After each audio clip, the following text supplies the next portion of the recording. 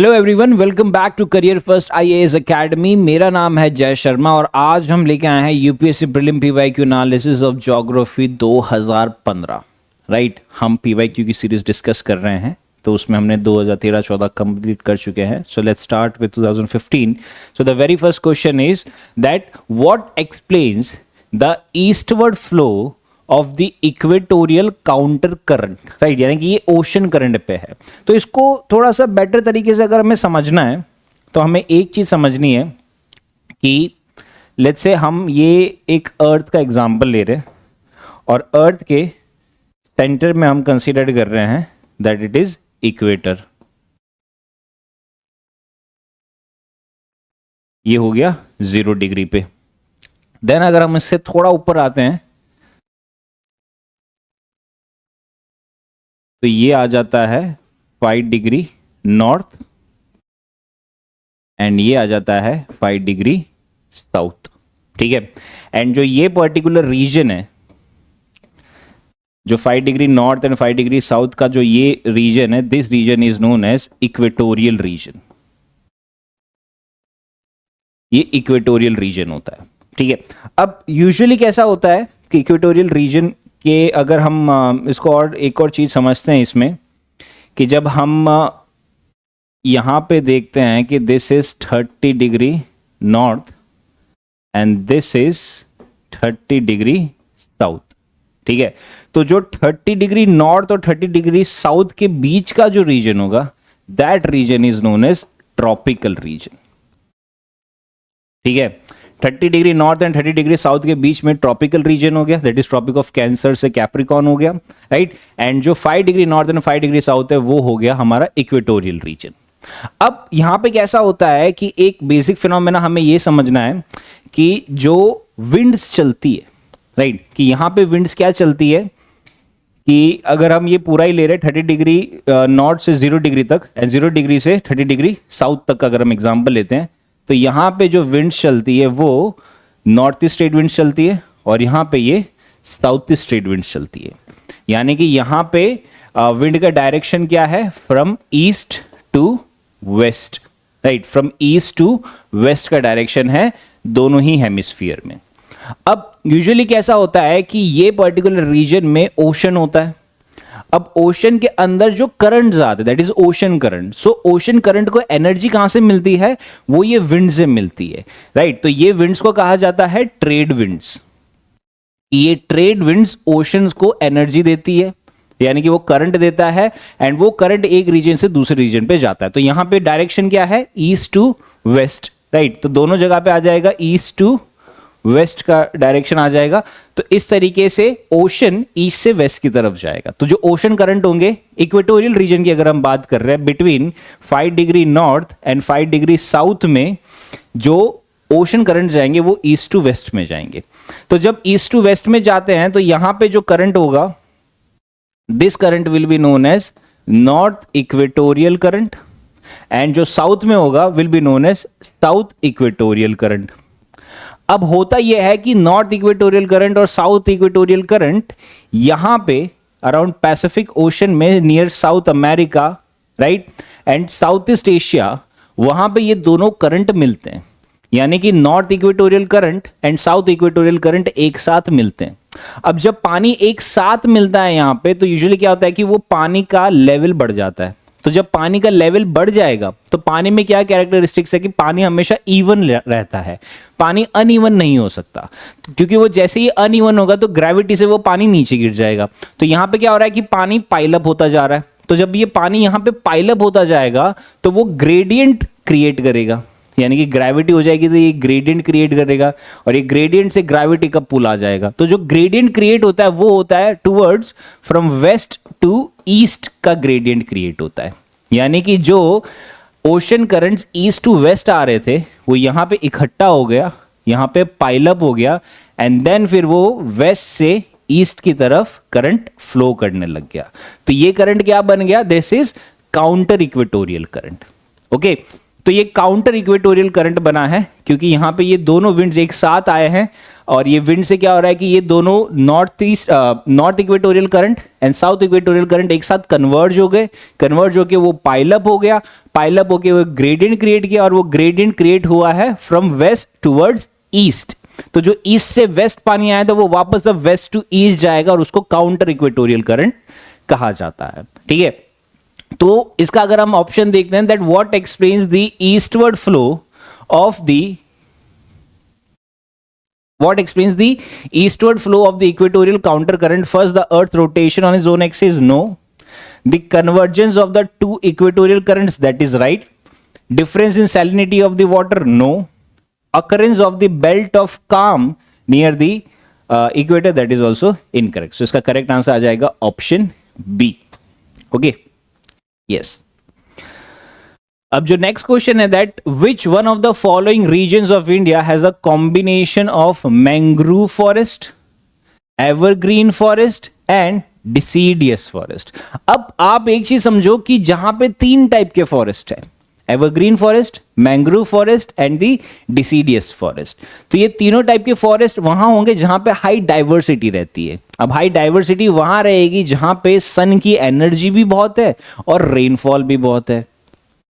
Third चीज क्या है कि यहां पे मैंग्रोव फॉरेस्ट की बात की गई है, तो मैंग्रोव फॉरेस्ट से हमें क्या पता चलता है कि मैंग्रोव फॉरेस्ट कहां पाए जाते हैं, जहां पे डेल्टा रीजन ज्यादा क्रिएट होता है, या फिर हम कह सकते हैं कि कोस्टल एरियाज पे ज्यादा पाए जाते हैं। तो उसके अकॉर्डिंगली अगर हम देखते हैं तो इसका करेक्ट आंसर आ जाता है अंडमान एंड निकोबार आइलैंड्स। के अंडमान और निकोबार आइलैंड्स में तीनों टाइप के फॉरेस्ट मिलेंगे, हमें मैंग्रोव फॉरेस्ट भी मिलेगा, हमें एवरग्रीन फॉरेस्ट भी मिलेगा, एंड देन हमें डिसीडियस टाइप का फॉरेस्ट भी मिलेगा। A very simple kind of question Indian geography का।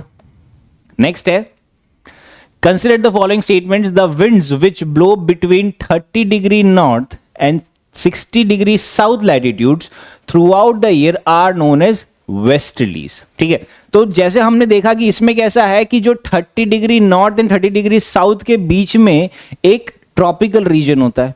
ठीक है, और जो 0 डिग्री से 30 degree north is the trade winds है, देन 0 डिग्री से 30 degree south is against the trade wind. तो अगर हम इसको थोड़ा सा और बेटर तरीके से समझते हैं, लेट्स से अगर हम एक वापस एक फिगर ड्रॉ करते हैं, तो हमने यहां समझा है that this is a 0 degree equator, फिर हम देख रहे हैं 30 degree north, 30 degree south,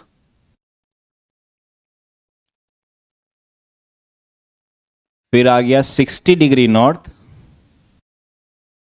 60 degree south. अब यहां पे जो विंड्स फ्लो करेगा, तो विंड में हमने क्या देखा है कि यहां पे ट्रेड विंड्स फ्लो करती है, राइट। ये ट्रेड विंड्स फ्लो करती है from east to west, east to west, 30 degree north 30 degree south के बीच में ट्रेड विंड्स फ्लो करती है, यानी कि यहां पे वेस्टर्लीज नहीं है। वेस्टर्लीज कहां है? 30 डिग्री नॉर्थ से 60 डिग्री नॉर्थ तक, या फिर हम कह सकते हैं कि 30 डिग्री साउथ से 60 डिग्री साउथ तक रहता है, राइट। और ये जो डायरेक्शन है that is from west to east, west to east, right. तो जो यहां पे जो एयर फ्लो हो रही है between 30 degree north and 30 degree south, उसको कहा जाता है ट्रेड विंड्स, और जो यहां पे फ्लो हो रही है that is known as westerlies. ये आ जाता है वेस्टर्लीज का कॉन्सेप्ट है, राइट। तो जो वेस्टर्लीज है इंडिया, जैसे नॉर्दर्न हेमिस्फीयर में, तो वेस्टर्लीज इंडिया पे जो नॉर्थ वेस्ट रीजन है, विंटर के टाइम पे जो रेनफॉल आती है ना, वो वेस्टर्लीज ही लेके आता है फ्रॉम मेडिटेरेनियन सी, राइट। जो साइक्लोनिक रेनफॉल हम कहते हैं विंटर में दिल्ली में आती है, नॉर्थ इंडिया में, नॉर्थ वेस्ट इंडिया में जो आता है वो वेस्टर्लीज ही लेके आती है, ठीक है। तो उसके बेसिस पे अगर हम वापस स्टेटमेंट पढ़ते हैं, the winds which blow between 30 degree north, 30 degree north and 60 degree south latitudes throughout the year are known as westerlies. No, this is an incorrect. जो 30 degree north, 0 to 30 degree north के बीच में जो रहती है that is trade winds, and then 30 degree to 60 degree में जो जाती है वो आ जाती है वेस्टर्लीज। तो ये इनकरेक्ट हो गया। सेकेंड है, the moist air masses that cause winter rains in the north western region of India are part of the westerlies, that is right. जो हमने देखा कि नॉर्थ वेस्टर्न रीजन में जो बारिश आती है वो वेस्टर्लीज से आती है, तो जो मॉइस्चर आता है वो वहीं से आता है, राइट। सो उसके accordingly option B, that is 2 only, is the correct answer. Next है, tides occur in the oceans and seas due to which of the following, कि जो ओशन और सीज में टाइड्स होते हैं, हमें टाइड्स का मेजर कॉन्सेप्ट तो पता ही है कि टाइड्स किस वजह से होता है। तो टाइड्स का रहता है कि सन का ग्रेविटेशन फोर्स आता है, दैट इज राइट। मून का ग्रेविटेशन फोर्स आता है, दैट इज राइट। और ग्रेविटेशन फोर्स का अपोजिट फोर्स होता है, that is the centrifugal force, that is also right. तो जो हाई टाइड्स और लो टाइड्स का कॉन्सेप्ट है वो ये तीनों की वजह से आता है। तो इसका करेक्ट आंसर आ जाता है option D, 1, 2 and 3।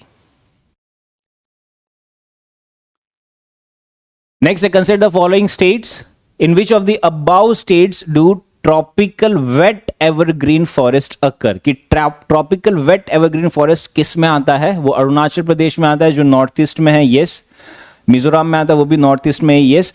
Himachal Pradesh में नहीं आता क्योंकि वहां पे वो टेम्परेट रीजन है, राइट। तो वो टेम्परेट रीजन में एल्टीट्यूड भी ज्यादा हो जा रहा है, राइट, लैटिट्यूड भी ज्यादा बढ़ जा रहा है, तो वो ट्रॉपिकल रीजन से थोड़ा बाहर चला जा रहा है। तो ये जो है ट्रॉपिकल वेट एवरग्रीन फॉरेस्ट वो ट्रॉपिकल रीजन में ही है, यानी कि ट्रॉपिकल रीजन के ऊपर क्या हो गया, अबाउ 30 डिग्री नॉर्थ, राइट। या फिर अगर हम एकदम स्पेसिफिक देखें, जो ट्रॉपिक ऑफ कैंसर होता है दैट इज 23.5 डिग्री नॉर्थ, तो उससे ऊपर जो रीजन होता है वो टेम्परेट रीजन की तरफ आता है। तो हिमाचल प्रदेश वहीं पे है, राइट। सो उसके accordingly this statement is incorrect. So इसका करेक्ट आंसर आ गया 1 and 3, that is option C.